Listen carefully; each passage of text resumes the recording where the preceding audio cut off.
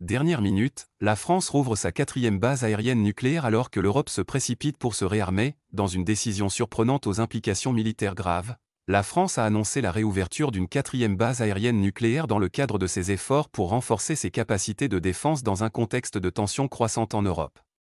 Cette décision intervient à un moment où le continent est témoin d'une course effrénée au réarmement et à la préparation aux menaces potentielles, notamment avec la crise ukrainienne en cours et les tensions croissantes avec la Russie. Pourquoi cette décision maintenant? Selon des sources militaires françaises, la réactivation de la base nucléaire s'inscrit dans le cadre d'une nouvelle stratégie de dissuasion, qui vise à la France renforce ses capacités de dissuasion nucléaire face à la montée des risques sécuritaires sur le continent. Soutenir la tendance européenne à renforcer les armées pour faire face à toute menace potentielle. S'adapter à la nouvelle stratégie de l'OTAN, qui met l'accent sur une préparation militaire maximale. Que signifie cette étape?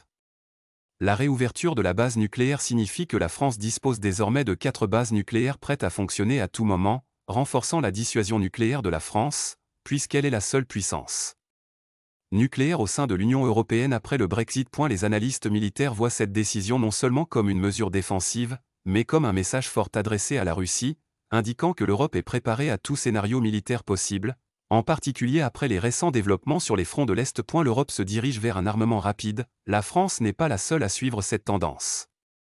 Au contraire, la plupart des pays européens ont entrepris de renforcer leurs armées d'une manière sans précédent depuis des décennies.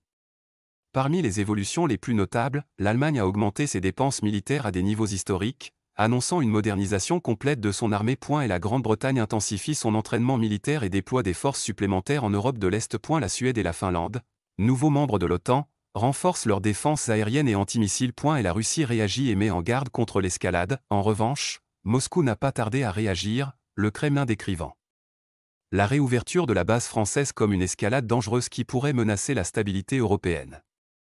Le porte-parole du président russe a déclaré que cette décision augmente la probabilité d'une confrontation directe entre la Russie et l'Occident. Quelle est la prochaine étape? Sommes-nous confrontés à une nouvelle course aux armements? Avec ces développements rapides, l'Europe semble se diriger vers une nouvelle phase de tension militaire, les relations avec la Russie étant toujours à leur plus bas niveau depuis la guerre froide. Ces mouvements ne seront-ils qu'une démonstration de force?